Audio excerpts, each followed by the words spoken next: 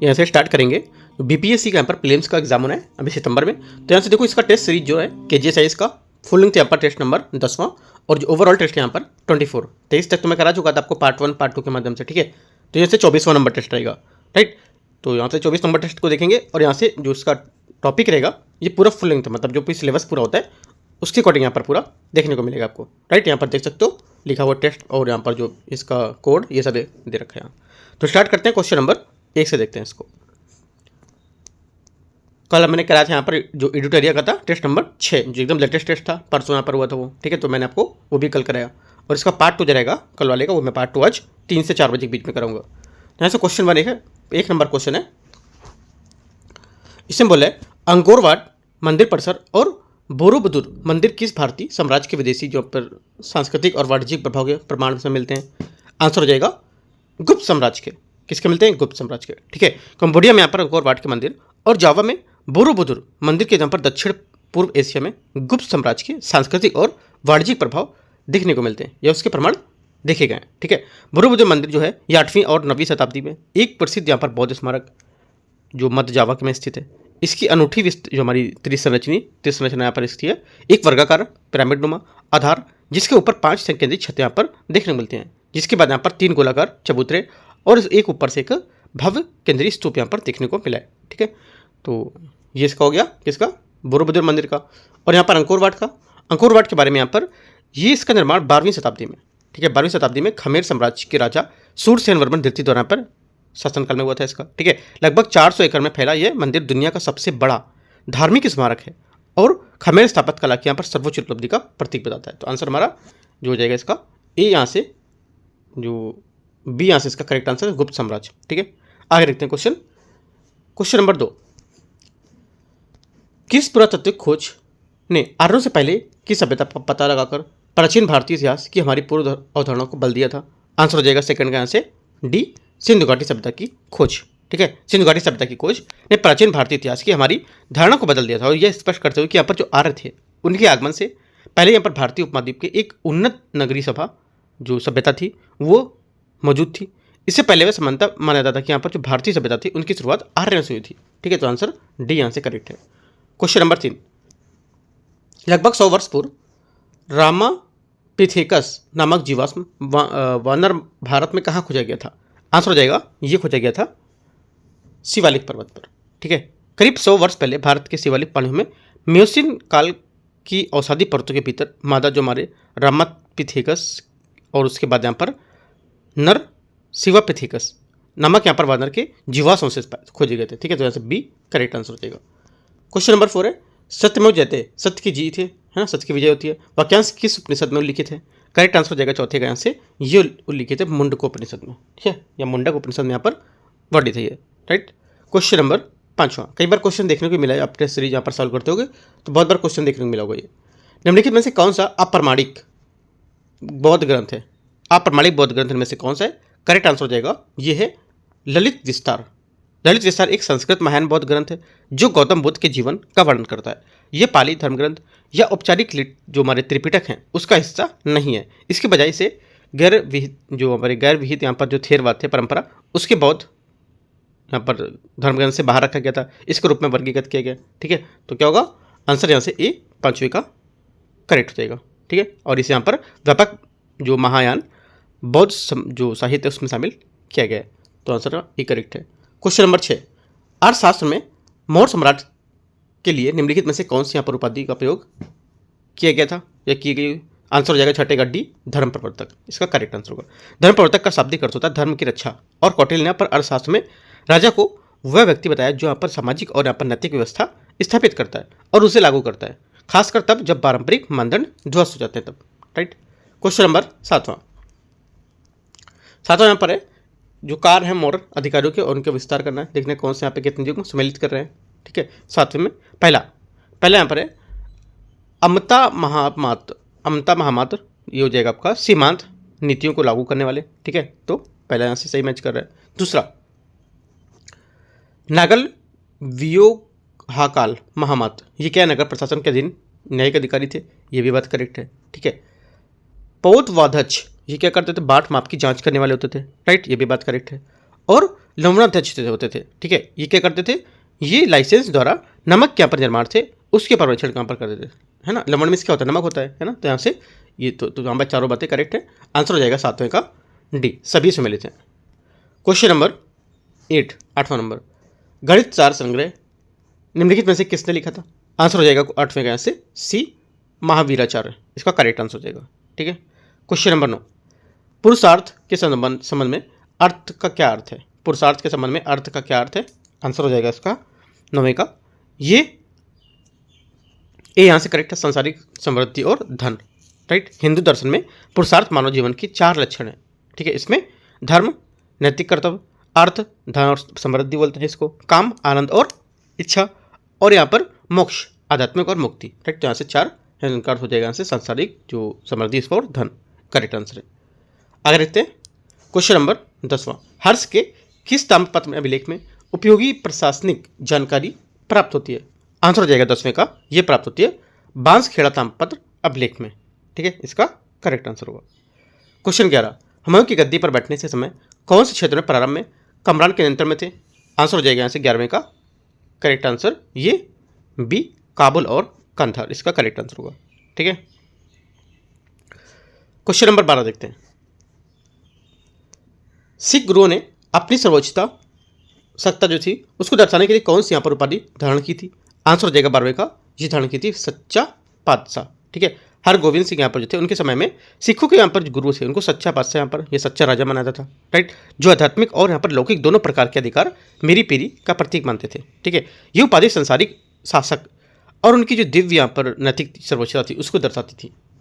Question number 13 निम्नलिखित में से कौन सा क्षेत्र कृष्णदेवराय ने गजपतियों से पुनः प्राप्त किया था। आंसर हो जाएगा 13 का बी, नलगोंडा, कोडाविडू और वारंगल, है ना। बी यहाँ से 13 का करेक्ट आंसर होगा, नलगोंडा, कोडाविडू, वारंगल और तेलंगाना यहाँ पर एक और होगा, ठीक है, ये भी आप लिख लो इसमें। तो बी यहाँ से करेक्ट आंसर, यहाँ पर 3 ही दिए हैं। आगे देखते हैं क्वेश्चन नंबर 14 को, अकबर के तथाकथित नए धर्म की मार्ग का वर्णन करने के लिए अबुल फजल और बदायूं ने किस शब्द का यहाँ पर प्रयोग किया था। आंसर हो जाएगा 14 का बी, तौहीद ए इलाही, है ना, इसका प्रयोग किया था। यहाँ पर क्या होगा बी करेक्ट आंसर हो जाएगा 14 का, राइट। तौहीद ए इलाही का यहाँ पर जो था प्रयोग किया था उन्होंने, ठीक है, जिसका अर्थ होता है कि यहाँ पर ईश्वरी आस्था, है ना, ईश्वरी आस्था बनाना या ईश्वर का धर्म, राइट। 1582 में अकबर द्वारा प्रतिपादित यह समन्वयकारी धर्म इस्लाम, हिंदू, ईसाई, पारसी और जैन यहाँ पर जो विभिन्न धर्म थे उनके तत्वों को मिलाकर अपने साम्राज्य में धार्मिक एकता को और सहिष्णुत्व को लेकर के यहाँ पर प्रोत्साहन करने को उद्देश्य से स्थापित किया था इसका, ठीक है, बी यहाँ से करेक्ट आंसर है। 15 नंबर 15 मध्यकालीन भारत में निम्नलिखित में से कौन मुख्य रूप से थोक व्यापार में शामिल था। करेक्ट आंसर हो जाएगा 15 के यहाँ से ए, सेठ और बोहरा, ठीक है। सेठ और बोहरा प्रमुख व्यापारी वर्ग थे जो मुख्यतः थोक और यहाँ पर लंबी जो दूरी के व्यापार के यहाँ पर लगे हुए थे। वे माल की यहाँ पर बड़ी जो खेप थी उसको संभालते थे और व्यापक वाणिज्यिक जो नेटवर्क था, ठीक है, उसका भी यहाँ पर प्रबंधन करते थे या देखरेख करते थे, जिससे क्षेत्रीय और यहाँ पर अंतर क्षेत्रीय अर्थव्यवस्था में महत्वपूर्ण भूमिका होती थी, ठीक है। तो यहाँ से 15 का एक करेक्ट है। क्वेश्चन नंबर 16 देखते हैं, 16 नंबर,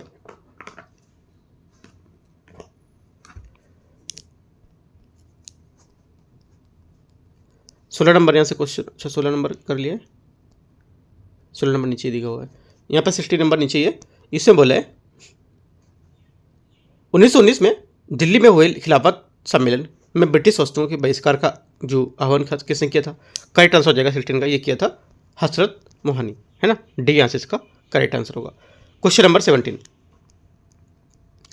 है 1916 के जो लखनऊ अधिवेशन है उसके संबंध में आपको विचार करना है, राइट। पहला स्टेटमेंट यहाँ से क्या है, पहला बोला है मदन मोहन मालवीय इस अधिवेशन के अध्यक्ष थे, ठीक है। पहली बात क्या होगी, पहली बात हमारे यहाँ से 17 की ये गलत है, ठीक है, क्योंकि यहाँ पर भारतीय राष्ट्रीय कांग्रेस के 1916 के लखनऊ अधिवेशन के अध्यक्ष अंबिका चरण मजूमदार थे, ना कि यहाँ पर मदन मोहन मालवीय। मदन मोहन मालवीय अन्य वर्षों में 1909, 1918 में अध्यक्ष थे, लेकिन यहाँ पर 1916 में नहीं थे, याद रखना है, की पॉइंट इंपॉर्टेंट है, ठीक है।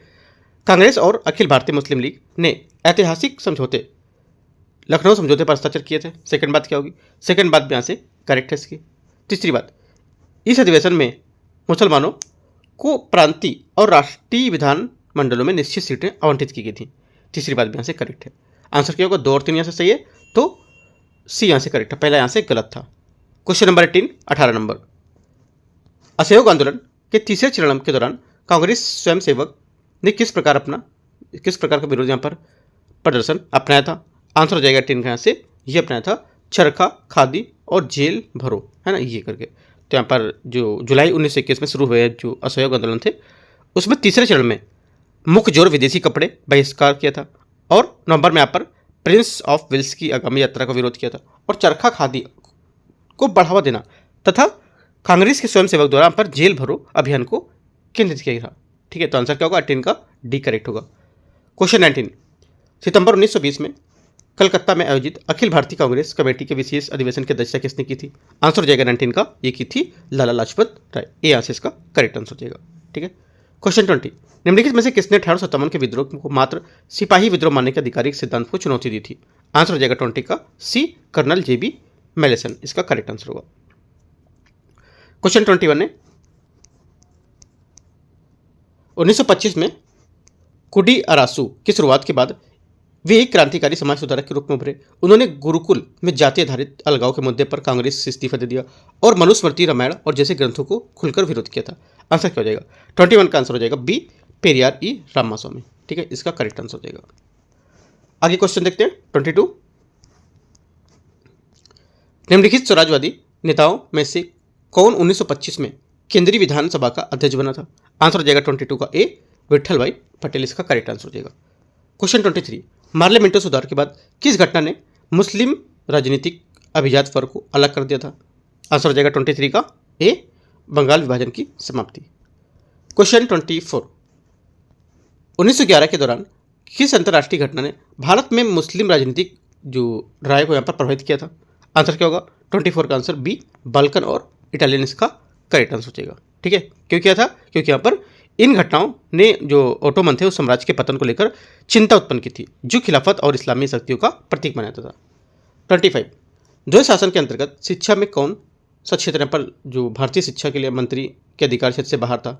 आंसर हो जाएगा 25 का बी, यूरोपीय और एंग्लो इंडियन शिक्षा, इसका करेक्ट आंसर होगा। 26 देखते हैं, 26 यहाँ से निम्नलिखित में से कौन सा कथन ऊर्ध्वाधर असंतुलन का सर्वोत्तम वर्णन करता है? जो हमारा वर्टिकल हमारी जो इम्बैलेंस है, इसका सर्वोत्तम वर्णन कौन करता है? आंसर हो जाएगा 26 का, ये करता है सी, जब वो हमारे राष्ट्रीय सरकार की राजस्व जुटाने की क्षमता उन्हें सौंपी गई और वे जिम्मेदारियों के बीच यहाँ पर असंगति हो, तो सी इसका करेक्ट आंसर होगा 26 का। ठीक है, 27, निम्नलिखित में से किसी गैर कर राजस्व प्राप्ति के रूप में वर्गीकृत किया जाता है? आंसर हो जाएगा, एक तो देखो पहला एस्कीट, ठीक है, एस्कीट यहाँ से इसका करेक्ट होगा। दूसरा अधिग्रहण, लाइसेंस शुल्क और शुल्क, ये सभी को, ठीक है, तो यहाँ से डी करेक्ट आंसर होगा। देखो गैर कर राजस्व जो हमारी प्राप्तियाँ होती हैं, नॉन टैक्स रेवेन्यू रिसिप्ट जो होते हैं, वे सरकारी आय होती है जो करों से नहीं बल्कि यहाँ पर अन्य स्रोतों से प्राप्त होती है। ये पॉइंट याद रखना काफ़ी इंपॉर्टेंट, क्योंकि यहाँ पर ये जो होती है ये करों से नहीं बल्कि अन्य यहाँ पर स्रोतों से प्राप्त होती है, जैसे शुल्क, जुर्माना, ठीक है, दंड, लाभ, संपत्ति से होने वाली यहाँ पर आय, राइट। एस्कीट जब्ती, लाइसेंस शुल्क, है ना, और शुल्क, ये सभी यहाँ पर गैर कर राजस्व प्राप्तियों में से किसकी श्रेणी में आएंगे। ठीक है, इंपॉर्टेंट बात है, याद रखना है आपको, यहाँ से ही समझ जाना है कि गैर कर राजस्व बोला तो क्या होगा यहाँ से, तो आंसर डी यहाँ से करेक्ट है। क्वेश्चन नंबर 28, किसी देश की रक्षा सेवा पर किया गया व्यय जिसे सरकार की देनदारियों में से कोई कमी नहीं आती है, किस प्रकार के व्यय से वर्गीकृत किया जाता है इसको? आंसर हो जाएगा 28 का बी, ये राजस्व आय व्यय कहाँ से करेक्ट आंसर होगा। राजस्व व्यय से तात्पर्य होता है कि सरकार द्वारा किए जाने वाले यहाँ पर जो आवर्ती हमारे व्यय होते हैं, है ना, उससे है जो परिसंपत्तियों का निर्माण करते हैं और ना ही यहाँ पर देनदारियों को कम करते हैं, और अच्छा व्यय में मुख्य रूप से वेतन रख रखाव और संचालित रूप से यहाँ पर शामिल होते हैं, इसलिए इसे राजस्व व्यय के रूप में वर्गीकृत किया जाता है, राइट, याद रखना है, बात इंपॉर्टेंट है। क्वेश्चन नंबर 29, ऋण अस्वीकृति के संबंध में निम्नलिखित कथनों पर विचार करना है। पहली बात, इसका अर्थ है कि यहाँ पर सरकार ऋण के ब्याज और मूलधन दोनों को स्वीकार करने के और चुकाने से इनकार करती है, राइट। पहली बात क्या होगी? पहली बात 29 के यहाँ से करेक्ट है, ठीक है, क्योंकि यहाँ पर जो इसका अर्थ होता है कि सरकार ना तो ब्याज चुकाने के लिए तैयार है और ना ही मूलधन, ये अपने ऋण दायित्व को स्वीकार नहीं करती है। सेकेंड बात क्या है? सेकेंड बात है सरकारें अक्सर आंतरिक देनदारियों के प्रबंधन के लिए एक समान राजकोषीय प्रथा के रूप में ऋण अस्वीकृति का सहारा लेती है। ये बात गलत है, क्योंकि यहाँ पर जो ऋण का परित्याग दुर्लभ और एक मानक राजकोषीय प्रथा नहीं मानी जाती है, क्योंकि यह सरकार की साख को नुकसान पहुंचाता है। ठीक है, ऋणदाताओं के पास यहाँ पर जो विश्वास है वो कम करता है, और जो गंभीर हमारे इसमें आर्थिक और राजनीतिक परिणाम होते हैं उसको आमंत्रित करता है। अधिकांश सरकारें भुगतान से सीधे इनकार करने से बजाय यहाँ पर जो ऋण पुनर्गठन है इसको प्राथमिकता देती हैं। तो यहाँ से ओनली 1 करेक्ट है, और गलत कौन सा है? 2। तो गलत पूछा है, आंसर 29 का बी। 30 नंबर देखते हैं, 30 नंबर, निम्नलिखित में से कौन सा बजटी घाटे का सबसे अच्छी तरीके से परिभाषित करता है? आंसर हो जाएगा 30 का। यहाँ से ये करता है कुल व्यय और कुल संपत्तियां, है ना। बजटी घाटा तब प्राप्त होता है जब सरकार का समग्र व्यय अर्थात राजस्व व्यय और पूंजीगत व्यय का कुल योग समग्र प्राप्तियों अर्थात यहाँ पर जो राजस्व प्राप्ति होती है उसके पूंजीगत प्राप्तियों के कुल योग के अधिक हो जाता है। यदि कुल प्राप्तियां कुल व्यय के बराबर हो तो इसे संतुलित बजट यहाँ पर कहा जाएगा। आप लिख सकते हो डेफिनेशन, संतुलित बजट जो है किसे कहते हैं? संतुलित बजट उसे कहते हैं यदि कुल प्राप्तियां और व्यय के बराबर हो जाएगा तो इसे संतुलित बजट बोलेंगे। ठीक है, और बजटी घाटा शून्य होगा, राइट। बजटी घाटा बराबर होता है कुल व्यय माइनस कुल प्राप्तियां, तो यहाँ से ये हमारा इसका करेक्ट आंसर होगा। क्वेश्चन 31 देखते हैं। बाजार स्थिरीकरण योजना जो है उसके बारे में विचार करना है। यह मौद्रिक प्रबंधन का एक साधन है जिसे 2004 में शुरू किया गया था। पहली बात करेक्ट है। दूसरा, यह अल्पकालिक सरकारी प्रतिभूतियों और ट्रेजरी बिल की बिक्री द्वारा संचालित होता है। सेकंड बात क्या? सेकंड बात भी करेक्ट है, दोनों बातें एकदम करेक्ट है। आंसर हो जाएगा 31 का सी। क्वेश्चन 32, टेलर नियम आर्थिक नीति के निम्नलिखित में से किस क्षेत्र में उपयोग किया जाने वाला एक मार्गदर्शक सिद्धांत है? आंसर हो जाएगा 32 का ये मौद्रिक नीति नियम, बी यहाँ से इसका करेक्ट आंसर होगा 32 का। ठीक है, 33 है, निम्नलिखित में से कौन सा भारित औसत कालमनी दर की दैनिक गति के रूप में यहाँ पर कॉरिडोर को निर्धारित करता है? आंसर हो जाएगा 33 का यहाँ से D marginal standing facility MSF, और यहाँ पर रिवर्स रेपो रेट इसका करेक्ट आंसर होगा। ठीक है, MSF हमारी जो होती है स्थायी जो हमारी सुविधा होती है, स्थायी सीमांत सुविधा, ये जो कॉरिडोर है इसकी ऊपरी सीमा वह उच्चतम बिंदु जिस पर यहाँ पर बैंक उधार लेने को तैयार रहता है, ये वह दर होती है जिस पर बैंक आपात स्थिति में RBI से रातों रात धनराशि उधार ले सकता है, आमतौर पर रेपो दर से ऊपर की दर पर।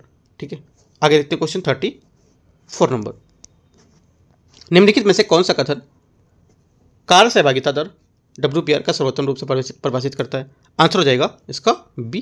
ठीक है, जो श्रम बल हमारी जो भागीदारी होती है ये दर कार्यशील आयु वर्ग की उस आबादी से अनुपात को दर्शाती है जो या तो कार्यरत है या सक्रिय रूप से काम की तलाश में है। ठीक है, बेरोजगारी के आंकड़ों के साथ यहाँ पर यह समग्र आर्थिक स्थिति की जानकारी प्रदान करती है। ये दर सामाजिक जनसांख्यिकी और आर्थिक कारकों पर यहाँ पर मासिक रूप से भिन्न हो सकती है। ठीक है, आंसर बी यहाँ से करेक्ट है 34 का। 35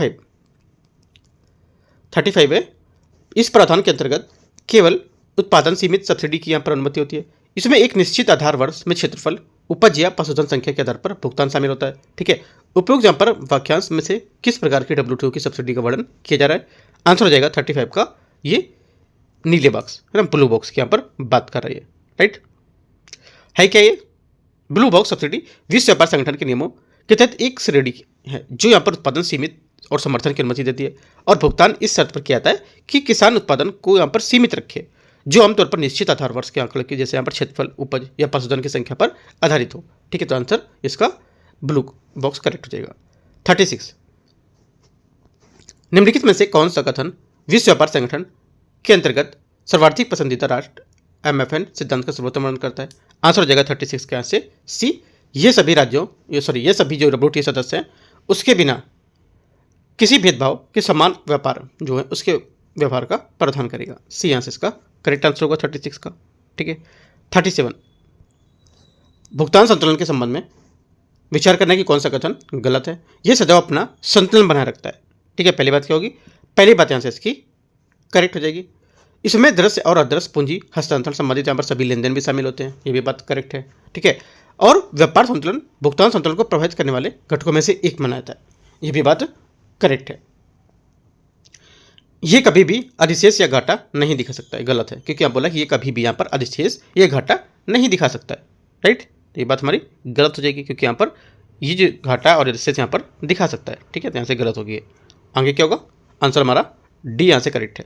क्वेश्चन नंबर 38, भुगतान संतुलन के विशेष आहरण अधिकार जो है उसके आवंटन के निम्नलिखित पर आपको वर्गीकरण करना है। इसमें कौन कर सकता है? आंसर हो जाएगा 38 का ए, ये प्रतिपक्ष है ना। भुगतान संतुलन में जो हमारा आहरण होता है LTR या आवंटन जो होता है ये प्रतिपक्ष के रूप में यहाँ पर वर्गीकृत किया जा सकता है। तो क्या होगा? ए यहाँ से 38 का करेक्ट आंसर हो जाएगा। अगर देखते हैं क्वेश्चन 39, जब किसी वस्तु की मांग और आपूर्ति दोनों समान निरपेक्ष मात्रा में वृद्धि होती है तो बाजार मूल्य पर क्या प्रभाव पड़ सकता है? ठीक है, जो बाजार मूल्य होगा उसमें स्थिर रहेगा, कोई प्रभाव नहीं पड़ेगा। जब बाजार मूल्य यहाँ पर संतुलन, जब बाजार संतुलन में होता है और मांग आपूर्ति दोनों में समान निरपेक्ष मात्रा में होती है तो बाजार जो मूल्य होता है अपरिवर्तित रहता है, बिल्कुल परिवर्तित नहीं होगा, मतलब स्थिर रहेगा। ठीक है। क्वेश्चन नंबर 40, निम्नलिखित में से किसे भारत में आर्थिक राष्ट्रवाद का अग्रदूत माना जाता है? आंसर हो जाएगा 40 का बी, RC दत्त। ठीक है। 41, निम्नलिखित में से आप बताना है कि कौन सा अनुच्छेद जो है भारत के उपराष्ट्रपति पद का प्रावधान करता है? करेक्ट आंसर हो जाएगा 41 का यहाँ से ये करता है अनुच्छेद 63। ठीक है। क्वेश्चन 42, निम्नलिखित में से कौन सी रिट निजी व्यक्तियों के विरुद्ध यहाँ पर जारी की जा सकती है? करेक्ट आंसर हो जाएगा 42 का ए, बंदी प्रत्यक्षीकरण। ठीक है। और यहाँ से आपका अधिकार परीक्षा, दो यहाँ पे जो है रिट यहाँ पर निजी जो यहाँ पर व्यक्ति के विरुद्ध यहाँ पर जारी कर सकते हैं। तो 1 और 5 यहाँ से इसका करेक्ट आंसर हो जाएगा। ठीक है। अधिकार जो परीक्षा है ये किसी भी व्यक्ति, जरूरी नहीं कि वह व्यक्ति सार्वजनिक पदाधिकारी हो, है ना, उस पर भी जारी की जा सकती है। राइट, तो यहाँ पर याद रखना है। बाकी जो और है देख सकते हो उनको। आगे क्वेश्चन देखते हैं 43 नंबर, रिट क्षेत्राधिकार के संबंध में विचार करना है। संविधान का अनुच्छेद 226 उच्च न्यायालय के मौलिक अधिकारों का उल्लंघन, मौलिक अधिकारों का अधिकार और अन्य कानूनी जो पर उद्देश्य है उसको रिट जारी करने का अधिकार देता है। पहली बात यहाँ से एकदम करेक्ट है क्योंकि 226 में करता है और 32 में आपका सुप्रीम कोर्ट करता है। उच्च न्यायालय का रिट क्षेत्राधिकार सर्वोच्च न्यायालय के रिट क्षेत्राधिकार से अनन्य है। ये भी बात एकदम ये बात गलत हो जाएगी, है ना, क्योंकि यहाँ पर उच्च न्यायालय का रिट क्षेत्राधिकार अनन्य नहीं है बल्कि सर्वोच्च न्यायालय के साथ समवर्ती है। और इसका अर्थ है कि यहाँ पर यदि वे किसी नागरिक का मौलिक अधिकारों का उल्लंघन होता है तो प्रभावित व्यक्ति राहत के लिए सीधे उच्च न्यायालय या सर्वोच्च न्यायालय जा सकता है। राइट, जैसे अनन्य नहीं होगा। ठीक है, ओनली 1 करेक्ट है। 43 का आंसर ए सही हो जाएगा। 44 है, पंचायती राज संस्था के संबंध में विचार करना है। ग्राम पंचायत अध्यक्ष का चुनाव राज्य विधानमंडल द्वारा निर्धारित प्रक्रिया के अनुसार यहाँ पर किया जाता है। पहली बात क्या होगी? पहली बात यहाँ से करेक्ट है। दूसरा, राज्य विधानमंडल ग्राम पंचायत में अध्यक्ष के पदों पर आरक्षण का निर्णय लेता है। ठीक है। सेकंड बात क्या होगी? सेकंड बात भी करेक्ट है क्योंकि यहाँ पर आर्टिकल जो 243 है, 243 का जो डी है ना, इसका 4 इसमें तहत यहाँ पर जो राज्य विधानमंडल है इसको अनुसूचित जनजाति, है ना, और अनुसूचित जाति और महिलाओं के लिए पर सभी स्तरों में ग्राम स्तर तक सहित यहाँ पर जो पंचायत है उसमें अध्यक्ष के पदों को आरक्षण का प्रावधान करने का अधिकार देती है। दोनों बातें हमारी करेक्ट है। 44 की आंसर यहाँ से क्या हो जाएगा? आंसर हो जाएगा सी, यहाँ से इसका करेक्ट है। क्वेश्चन 45, यहाँ से 45 क्वेश्चन है, राज्य विधान मंडल के संबंध में विचार करना है। विधानसभा के अध्यक्ष और उपाध्यक्ष के वेतन और भत्ते संसद द्वारा निर्धारित किए जाते हैं। पहली बात क्या होगी? पहली बात गलत है क्योंकि यहाँ पर ये राज्य विधान मंडल द्वारा किए जाएंगे, है ना कि यहाँ पर जो बोला है कि संसद द्वारा। ठीक है, तो यहाँ से गलत हो जाएगा। अगला, 10वीं सूची के अंतर्गत अयोग्यता का विषय, अयोग्यता का प्रश्न, विधानसभा और विधान परिषद दोनों के मामले में पीठासीन अधिकारी जो होता है, अध्यक्ष होता है, उसके द्वारा यहाँ पर तय किए जाएंगे। सेकंड बात करेक्ट है। तो क्या होगा आंसर? गलत पूछा है तो ओनली 1 करेक्ट है, मतलब गलत के हिसाब से 1 करेक्ट है, तो आंसर ए यहाँ से सही हो जाएगा। क्वेश्चन नंबर 46, निम्नलिखित में से कौन सी एजेंसी अपनी जांच के दौरान लोकपाल के अधीक्षण एवं निर्देशन के अंतर्गत आएगी? राइट, आंसर हो जाएगा 46 के यहाँ से ये आएगी एक तो केंद्रीय अन्वेषण ब्यूरो, ए यहाँ से इसका करेक्ट आंसर होगा। जांच के दौरान जो लोकपाल को केंद्रीय जांच ब्यूरो जो CBI उसके अधीन यहाँ पर निर्देशन में अधिकार प्राप्त होगा जो लोकपाल द्वारा उसे सौंपे गए मामले के संबंध में। इसका अर्थ है कि यहाँ पर जब लोकपाल किसी मामले में जांच या अन्वेषण के लिए भेजता है तो CBI लोकपाल के मार्गदर्शन में निर्देशों को तहत यहाँ पर जांच करती है। ऐसे मामले में काम कर रहे जो CBI के यहाँ पर जांच अधिकारी उनका लोकपाल स्वीकृति के बिना स्थानांतरण नहीं किया सकता है। क्वेश्चन 47, चुनाव याचिकाओं के संबंध में विचार करना है। इसका निर्णय सर्वोच्च न्यायालय द्वारा जनप्रतिनिधि अधिनियम 1951 की धारा 80A के अनुसार किया जाता है। पहला क्या होगा? पहली बात यहाँ से गलत है क्योंकि यहाँ पर भारत में चुनाव याचिकाओं का निपटारा जो होता है उसी राज्य के उच्च न्यायालय करता है जहाँ चुनाव हुआ था। ठीक है, जनप्रतिनिधि अधिनियम जो था उसके दौरान पर यह सिर्फ एक सर्वोच्च न्यायालय द्वारा प्राथमिक प्राधिकारी नहीं बल्कि यहाँ पर एक अपील मंच होता है। ठीक है, इसे 2021 में 2021 पढ़ रहा हूँ, इसे 21 वर्ष से अधिक आयु का कोई भी भारतीय नागरिक दायर कर सकता है। सेकंड बात भी गलत है, राइट, क्योंकि यहाँ पर चुनाव याचिका केवल वही उम्मीदवार दाखिल कर सकता है जिसने चुनाव लड़ा हो। समान नागरिक यहाँ पर उसके पात्र नहीं होते। लोकसभा, राज्य विधानसभा के चुनाव लड़ने की न्यूनतम आयु 25 वर्ष होती है। ठीक है, ये भी आपको याद रखना है। दोनों बातें गलत हैं। आंसर हमारा क्या होगा? यहाँ से 47 का डी यहाँ से करेक्ट होगा, ना तो 1 और ना ही 2। ठीक है, 48 निम्नलिखित में से कौन सा अनुच्छेद संसद और राज्य विधान जो मंडल है उनके सीटों में रिक्ति की सदस्यों की अयोग्यता से संबंधित है? आंसर हो जाएगा 48 का यहाँ से ये बी, अनुच्छेद 190 और 191 इसका करेक्ट आंसर होगा। ठीक है, 190 क्या कहता है? राज्य विधानमंडल के सीटों का रिक्त होना, और यहाँ पर 191 क्या कहता है कि यहाँ पर राज्य विधानमंडल की जो सदस्यता है उसके लिए निर्भरता है। ठीक है, तो आंसर 190 91 और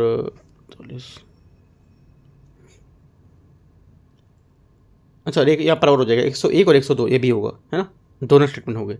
101 में क्या कह रहा है? संसद में सीटों का रिक्त होना, और 102 में संसद की सदस्यता के लिए निर्भरता है। ठीक है, संसद और यहाँ पर जो राज्य विधानमंडल से उनके बाद दोनों के बारे में पूछा था ये, तो दोनों करेक्ट होंगे। 1 और 2 आंसर है, बी यहाँ से करेक्ट है 48 का। 49 जब दिल्ली विधानसभा सत्र में नहीं होती है तो राष्ट्रीय राजधानी क्षेत्र में दिल्ली के लिए अध्यादेश जारी करने की शक्ति किसके पास होती है? आंसर हो जाएगा 49 का बी, दिल्ली के उपराज्यपाल के पास। ठीक है, याद रखना है। 50 नंबर, भारत के संविधान निम्नलिखित में से कौन सा अनुच्छेद उपराष्ट्रपति के पद कार्यकाल के संबंधित है? आंसर हो जाएगा 50 का, इस टाइप का क्वेश्चन ऊपर बता चुका हूं मैं। सी आंसर करेक्ट है 67। ठीक है, 51 है, निम्नलिखित में से कौन विधिक सेवा प्राधिकरण अधिनियम 1987 के तहत निःशुल्क कानूनी सेवाएं प्राप्त करने के लिए पात्र होगा? पहला स्टेटमेंट है यहाँ से, वे व्यक्ति जिनकी वार्षिक आय 3 लाख रुपए से अधिक नहीं होनी चाहिए। करेक्ट है, सही बात बोल रहा है। ठीक है, दूसरी बात है मानव तस्करी के शिकार व्यक्ति, ठीक है, औद्योगिक कामगार और हिरासत में ले गए व्यक्ति। यहाँ पे सभी के जो स्टेटमेंट हो गए वो सभी करेक्ट है। यहाँ से आंसर क्या होगा? डी यहाँ से इसका करेक्ट आंसर है। आप 1-2 पॉइंट और लिख सकते हो, जैसे कि वह व्यक्ति जो सामूहिक आपदा या जाति हिंसा, ठीक है, जाति उत्पीड़न, बाढ़, सूखा, ये सबसे उसकी सहायता आवश्यकता हो तब, है ना, वह व्यक्ति जिसका जो निर्धारित आय है जो बता चुका हूँ मैं, हिरासत में लिए गए व्यक्ति, ये भी यहाँ पर इसमें हो सकते हैं, जो यहाँ पॉइंट दिया हुआ था। ठीक है, जो 1-2 पॉइंट और लिख लो, जैसे कि एक महिला या एक बच्चा है तो वो भी यहाँ पर इसमें प्राप्त करने के लिए पात्र होगा। ठीक है, तो ये सब पॉइंट नोट कर सकते हो।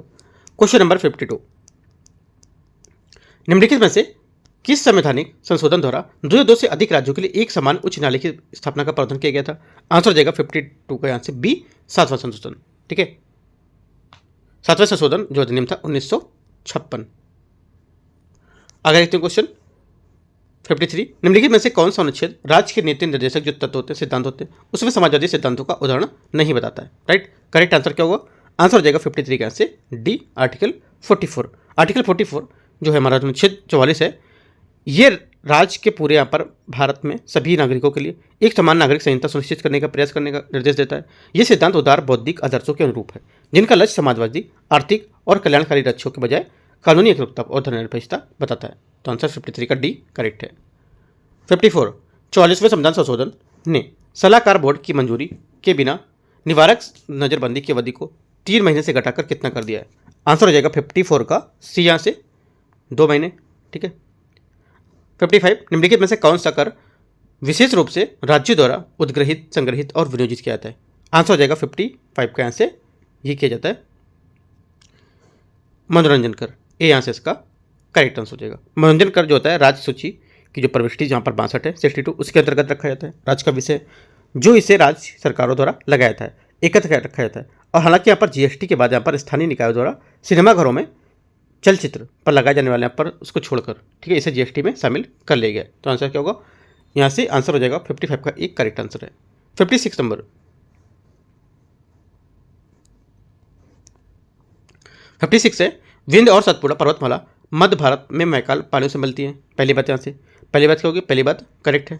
दूसरी बात, अनाईमुडी पश्चिमी घाट की सबसे ऊंची चोटी है। सेकंड बात क्या होगी? सेकंड बात भी करेक्ट है। जिंदगाड़ा चोटी पूर्वी घाट की सबसे ऊंची चोटी है। तीसरी बात भी करेक्ट है। चौथा, दिफू दर्रा सिक्किम और तिब्बत के बीच स्थित है। चौथी बात गलत, क्योंकि दिफू दर्रा अरुणाचल प्रदेश में भारत और म्यांमार की सीमा पर चीन के साथ उसके जो त्रिजंक्शन के पास स्थित है, ना कि सिक्किम के तिब्बत के बीच, सिक्किम और तिब्बत के बीच। तो गलत हो जाएगा। 1 2 3 करेक्ट है। 56 का आंसर ए आंसर सही हो जाएगा। 57, भारत में अपवाह प्रतिरूप के संबंध में आपको विचार करना है। झेलम नदी पीर पंजार पर्वतमाला में शेषनाग झील से निकलती है। पहली बात क्या होगी? पहली बात यहाँ से 57 की गलत है, ठीक है, क्योंकि यहाँ पर झेलम नदी जम्मू कश्मीर में पीर पंजाल पर्वतमाला की तलहटी स्थित यहाँ पर जो वेरीनाग है उसके झरने से निकलती है। चिनाब नदी हिमाचल प्रदेश की बारालाचा दर्रे से निकलती है। ये करेक्ट है, क्योंकि चिनाब नदी दो धाराओं में चंद्रा और भगा के संगम से बनती है, जो हिमालय के प्रदेश में लाहौल स्पीति क्षेत्र में यहाँ पर बारालाचा जो दर्रा है उसके पास से निकलेगी। तीसरा, सेकंड करेक्ट है। तीसरा है रावी नदी जो है ये हिमाचल प्रदेश में कुल्लू पहाड़ियों में रोहतांग दर्रे के पास से निकलती है ना। तीसरी बात भी करेक्ट हो जाएगी। आंसर 2 और 3 सही है, तो 57 का आंसर हो जाएगा हमारा बी करेक्ट आंसर है। क्वेश्चन नंबर 58, अभिकथन ए और कारण आर। काली मिट्टी को स्वतः जुताई वाली मिट्टी कहा जाता है, ठीक है। पहली बात क्या होगी? पहली बात यहाँ से इसकी करेक्ट है। दूसरा, काली मिट्टी गीली होने पर फूल जाती है और चिपचिपी हो जाती है और सूखने पर सिकुड़ जाती है, ये भी बात करेक्ट है। दोनों बातें करेक्ट है। 58 का आंसर ए सही हो जाएगा। 59 है भारत में वन स्थिति रिपोर्ट ISFR 2023 के संबंध में विचार करना है। वन संरक्षण अधिनियम 1980 के तहत यहाँ पर जारी किया जाना अनिवार्य कर दिया गया, ठीक है। पहली बात क्या होगी? पहली बात यहाँ से 59 की गलत है, राइट, क्योंकि यहाँ पर ISFR के जो प्रकाशन पर्यावरण और वन जलवायु परिवर्तन मंत्रालय है उसके अधीन यहाँ पर भारत का जो वन सर्वेक्षण होगा वो करता है, जो उपग्रह के जो आंकड़े हैं और राष्ट्रीय वन सूची के आकलन के यहाँ पर आधारित होता है, ठीक है। ये 1980 वनों के संरक्षण पर केंद्रित होना अनिवार्य नहीं बताता है, तो गलत हो जाएगा। Nagarjuna Sagar Shri slam tiger reserve में जंगल में आग लगने से सबसे अधिक घटनाएं दर्ज की गई हैं। सेकंड बात करेक्ट है। तीसरी बात है इसे 1987 के प्रत्येक 2 साल पर प्रकाशित किया जा रहा है। तीसरी बात क्या होगी? तीसरी बात भी करेक्ट है। आंसर हमारा 2 और 3 सही है। पहली बात यहाँ से गलत थी, तो 59 का बी करेक्ट आंसर है। क्वेश्चन नंबर 60 नंबर, निम्नलिखित में से किस राज्य में उष्णकटिबंधीय आर्द्र सदाबहार वन पाए जाते हैं, है ना। आंसर हो जाएगा 60 का यहाँ से ये पाया जाता है अरुणाचल प्रदेश। एक ही यहाँ पर राज्य का नाम पूछा है तो यहाँ पर बताना है, उसमें अरुणाचल प्रदेश इसका करेक्ट आंसर हो जाएगा, ठीक है। उष्णकटिबंधीय हमारा जो है आर्द्र सदाबहार वन उच्च वर्षा और आर्द्रता वाले अपने क्षेत्रों में पनपते हैं, मुख्यतः पश्चिमी घाट। ऐसे करके कुछ क्वेश्चन पूछ सकता था ना, स्टेट उन्होंने पूछा है तो याद रखना है। तो यहाँ पूछ सकता था पश्चिमी घाट है ना, या पूर्वी घाट है, ऐसा करके। तो पश्चिमी घाट और पूर्वोत्तर भारत में अंडमान और निकोबार द्वीप समूह में देखे जाते हैं। उष्णकटिबंधीय हमारा जो है आर्द्र सदाबहार वन ये निम्नलिखित राज्यों में जैसे कि यहाँ पर अरुणाचल प्रदेश, असम, केरल, कर्नाटक, तमिलनाडु, महाराष्ट्र, पश्चिम बंगाल, नागालैंड, त्रिपुरा, मेघालय, अंडमान निकोबार, है ना, तो ये सब यहाँ पर इसमें शामिल होंगे, ठीक है। इतने आपको समझ लो याद करने होंगे कि यहाँ पर इतनी जगह हैं, तो आपको याद रखना है कि जो कौन कौन से स्टेट में है। क्वेश्चन नंबर 61, ये फसल खरीफ और रबी दोनों मौसम में उगाई जा सकती है और भोजन के चारे दोनों के लिए यहाँ पर उपयोग कर सकते हैं। इसे 21 डिग्री से 27 डिग्री टेम्परेचर की आवश्यकता होती है और ये उपजाऊ जलोढ़ मिट्टी में सबसे अच्छी तरह उगती है या पनपती है। तो क्या होगा आंसर? आंसर यहाँ पर बात कर रहा है किसकी? ये बात कर रहा है मक्के की, है ना। मक्का आंसर इसका करेक्ट आंसर हो जाएगा, जिसे यहाँ पर कॉर्न भी कहा जाता है ना। इसका उपयोग भोजन और पशु चारे दोनों के रूप में भी कर सकते हैं, ठीक है। आगे देखते क्वेश्चन 61 हो गया। 62, निम्नलिखित में से कौन सा जल डमरूमत फारसी खाड़ी को ओमान की खाड़ी से जोड़ता है? आंसर हो जाएगा 62 का, ये जोड़ता है हॉर्मुज जल डमरूमत। हॉर्मुज जल डमरूमत एक संकीर्ण मार्ग जो फारसी खाड़ी को ओमान की खाड़ी और यहाँ पर फिर अरब सागर से जोड़ता है। ये तेल परिवहन के लिए यहाँ पर दुनिया का सबसे रणनीतिक रूप से महत्वपूर्ण चेक पॉइंट्स बनाता है, ठीक है। मलक्का जल डमरूमत अंडमान जो सागर है और दक्षिण चीन सागर को जोड़ता है, जबकि यहाँ पर डोवर जल डमरूमत इंग्लैंड को फ्रांस के बीच यहाँ पर जोड़ता है, ठीक है। ये सब याद रखना पॉइंट। 62 का बी करेक्ट है। 63 नंबर, यह भूमध्य रेखी वर्षा वनों और यहाँ पर जो व्यापारिक हवाएं हैं उससे प्रभावित गर्म रेगिस्तानों के बीच स्थित है। ये वनस्पति 8 से 20 डिग्री उत्तरी अक्षांश के बीच उष्णकटिबंधीय क्षेत्रों में पनपती है और उसमें सबसे प्रमुख यहाँ पर रूप से सूडान में पाई जाती है, ठीक है। तो क्या होगा आंसर? आंसर हमारा हो जाएगा 63 का ए। यहाँ से ये सवाना जलवायु की यहाँ पर बात कर रहे हैं, ठीक है। आगे देखते क्वेश्चन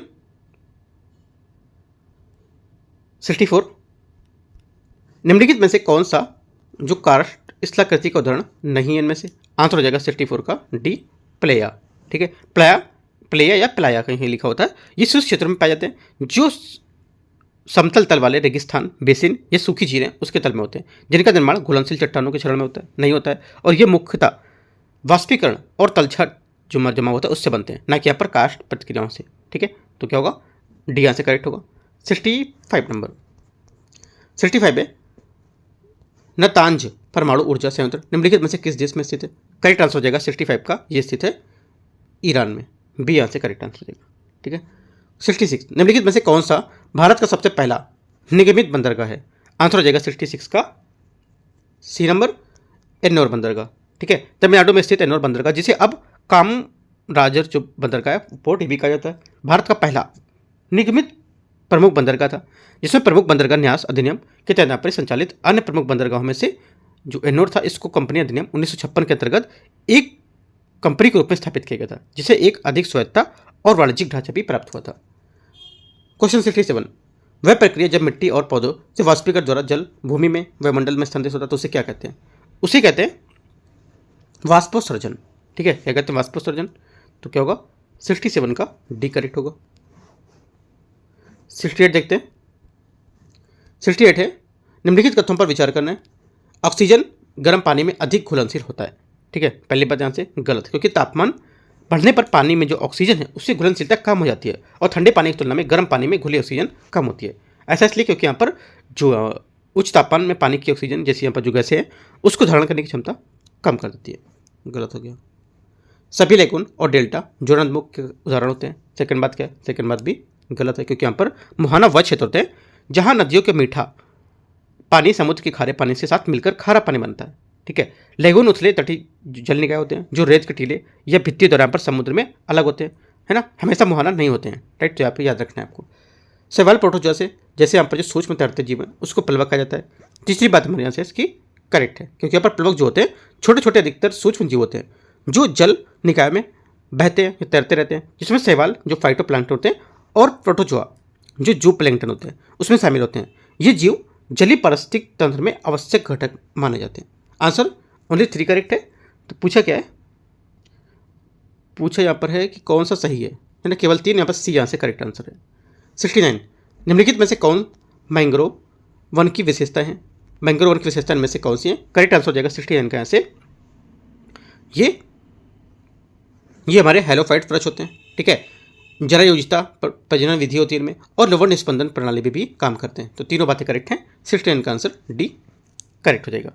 ठीक है, आगे देखते हैं। क्वेश्चन नंबर 70 देखते हैं यहाँ से।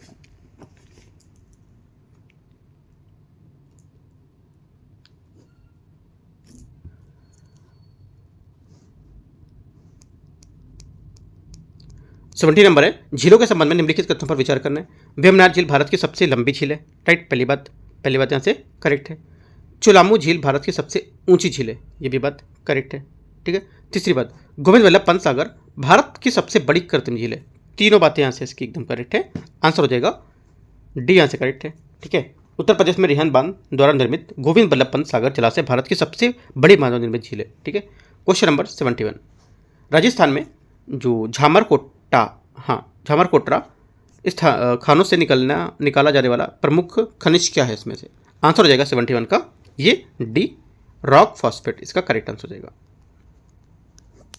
आगे क्वेश्चन है 72, निम्नलिखित में से कौन सी परतें हिमोस्फीयर में शामिल हैं? हिमोस्फीयर में जो शामिल है, आंसर हो जाएगा 72 का यहाँ से एक तो क्षोभ मंडल, समताप मंडल और मध्य मंडल, सी यहाँ से करेक्ट आंसर होगा। क्वेश्चन नंबर 73, भूकंपी तरंगों के संबंध में निम्नलिखित पर विचार करना है। पी तरंगे अंदर तरंगों भी कहा जाता है और ये ठोस और तरल माध्यम में भी होकर गुजर सकती है। पहली बात क्या होगी? पहली बात यहाँ से करेक्ट है। दूसरी बात, यह तरंगे पदार्थों से होकर गुजर सकती हैं, तरल पदार्थों से गुजर सकती है। सेकंड बात गलत है, क्योंकि यह तरंगे जो होती हैं तरल पदार्थों से होकर नहीं गुजर सकती हैं। यह अपरूपण तरंगे हैं जिनके संचरण के लिए ठोस माध्यम की आवश्यकता होती है और ये तरल पदार्थों या गैसों से होकर नहीं गुजर सकती हैं। पी तरंगों एस तरंगों की तुलना में लगभग 1.7 गुना तीव्र होती हैं। तीसरी बात क्या होगी? तीसरी बात करेक्ट है, ओनली 13 करेक्ट है। आंसर हो जाएगा 73 का सी सही आंसर है। 74, ऊर्ध्वाधर लवणता के संबंध में विचार करना है। उच्च अक्षांश और गहराई पर गहराई पर बढ़ने के साथ साथ लवणता कम होती जाती है। पहली बात क्या होगी? पहली बात यहाँ से गलत है, क्योंकि यहाँ पर लवणता का ऊर्ध्वाधर वितरण जो होता है महासागर की स्थिति में अक्षांश के आधार पर भिन्न होता है। कई मामलों में विशेष रूप से उच्च अक्षांश में जो सतह में एक से निश्चित यहाँ पर गहराई तक जो लवणता होती है गहराई के साथ साथ बढ़ती है, क्योंकि यहाँ पर सघन खारा पानी तक कम खारे पानी के नीचे चला आता है और गहराई के साथ साथ यहाँ पर लवणता में तीव्र परिवर्तन होने वाले क्षेत्र को हेलोक्लाइन कहा जाता है। ठीक है, तो पहली बात गलत होगी। उच्च अक्षांशों में ऊपरी महासागरीय परतों में गहरी परतों की तुलना में लवणता कम होती है। सेकंड बात यहाँ से सही है। ठीक है, आंसर क्या होगा? सही पूछा तो केवल 2, बी यहाँ से करेक्ट आंसर है। 75 है, निम्नलिखित में से कौन सी पवन गर्म पवन है जो रॉकीज के पूर्वी ढलानों पर उतरती है और जिसे स्नो ईटर के रूप में भी जाना जाता है? आंसर क्या हो जाएगा? 75 का आंसर हो जाएगा, इसे बोलते हैं चिनू, इसका करेक्ट आंसर होगा। ठीक है, क्वेश्चन 76, जैव ईंधन उत्पादकता मामले में भारत की वैश्विक रैंकिंग क्या है? यहाँ पर आंसर हो जाएगा 76 का सी, ये तीसरी रैंकिंग है।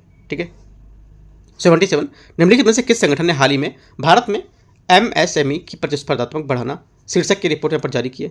आंसर हो जाएगा 77 के यहाँ से ये जारी किए नीति आयोग ने, ये यहाँ से करेक्ट आंसर है। 78, जिम्बाब्वे के यहाँ पर पूर्व तैराक क्रिस्टी कार्वेंट्री ने हाल ही में कौन सा यहाँ पर जो प्रतिष्ठित पद हासिल किया करने वाली पहली महिला बनकर इतिहास रच दिया है? आंसर हो जाएगा 78 के यहाँ से ए, अंतर्राष्ट्रीय ओलंपिक समिति IOC की अध्यक्ष, इसका करेक्ट आंसर हो जाएगा। ठीक है, आगे देखते हैं क्वेश्चन 79, हाल ही में जो मॉरिशस है उसकी यात्रा के दौरान भारतीय प्रधानमंत्री का स्वागत निम्नलिखित में से किसके साथ यहाँ पर किया गया था? आंसर हो जाएगा 79 का बी, पारंपरिक जो बिहारी सांस्कृतिक प्रदर्शन है उनके द्वारा। 80 नंबर, कौन सा उत्तर भारतीय राज्य पहला परमाणु ऊर्जा संयंत्र स्थापित करने के लिए तैयार है? आंसर हो जाएगा 80 का से डी, हरियाणा। पहली बार किस देश की राष्ट्रीय अनुसंधान परिषद के वैज्ञानिक ने प्रकाश सुपर सॉलिड अवस्था का निर्माण सफलतापूर्वक किया है? आंसर हो जाएगा 81 का सी, इटली। 82, निम्नलिखित में से किस समुद्र तट ने हाल ही में अपना ब्लू फ्लैग प्रमाणन पुनः प्राप्त कर लिया जिसे उसके पहले खराब रखरखाव के कारण खो दिया था? आंसर हो जाएगा 82 का यहाँ से बी, रूसीकोंडा समुद्र तट, इसका करेक्ट आंसर होगा। आगे क्वेश्चन है 83 नंबर, निम्नलिखित में से कौन सा ग्लेशियर जलवायु परिवर्तन के कारण आधिकारिक तौर पर मृत घोषित होने वाला पहला ग्लेशियर माना जाता है? आंसर हो जाएगा 83 का बी, ओंजोकुल ग्लेशियर। 84, केंद्रीय बजट 2025-26 में भारतीय भाषा पुस्तक योजना किसने शुरू की थी? आंसर हो जाएगा 84 का आंसर डी, ये भारत के वित्त मंत्री ने। ठीक है, तो इस टाइप से देखो यहाँ पर जो टेस्ट मैं इसका केजीएस से करा रहा हूँ, टेस्ट नंबर 24। ठीक है, 24 के मैंने यहाँ पर 84 नंबर क्वेश्चन डिस्कस कर लिए। राइट, स्टार्ट करेंगे अब 85 नंबर क्वेश्चन से पार्ट नंबर 2 में। राइट, तो 85 से जो 150 तक क्वेश्चन होंगे वो मैं आपको पार्ट 2 में कवर कर दूंगा। ठीक है, पार्ट 1 में आपको 84 मैंने क्वेश्चन डिस्कस किए। देखो यहाँ से करना क्या, आपको 84 क्वेश्चन कवर करने हैं। साथ ही में जो मैंने बातें बताई, अगर उसको बातें आपको थोड़ा नहीं पढ़ी है तो जाके थोड़ा डीप में जाके इनको पढ़ना है। ठीक है, जैसे कि मान लो कि मैंने बात की यहाँ पर क्वेश्चन नंबर 77 की, इसमें बोला भारत में MSME की प्रतिस्पर्धात्मक बढ़ाना शीर्षक की रिपोर्ट जारी की किसने यहाँ पर जारी की थी? ये इसका आंसर मैंने क्या बताया था 77 का नीति आयोग ने। ठीक है, तो नीति आयोग के बारे में थोड़ा सा पढ़ लो कि नीति आयोग यहाँ 2015 में बना था, है ना, इतने तारीख को बना था और इसका करीब 10 साल पूरा हो चुका है। तो एक एक बातें यहाँ पे कौन इसका अध्यक्ष है, बातें अब डीप जाके थोड़ा पढ़ सकते हो। तो आपके 84 क्वेश्चन काफ़ी मतलब अच्छा लगेगा कि हाँ मैंने इतने क्वेश्चन पढ़े, उसके बाद अपने के डीप पॉइंट भी पढ़ ली तो एक एक चीज़ मुझे पता चल गई इनके बारे में। ठीक है, उसके बाद ये सब करने के बाद अब अपना स्टैटिक टॉपिक थोड़ी उठाओगे, पढ़ोगे और उसके बाद 3 बजे से करीब 4 बजे बीच में फिर मैं एक टेस्ट करूँगा, उसको भी आप सॉल्व करोगे, उसको भी इसी तरह करोगे। ठीक है, करीब यहाँ पर 150 क्वेश्चन आपको रोज सॉल्व करने हैं। राइट, और जो टॉपिक स्टैटिक है जिसमें आपको वीक है उस पर आपको थोड़ा सा ध्यान देना है। बाकी कुछ डाउट रहता है आप नीचे कमेंट पे पूछ सकते हो। Right, all the best, thank you.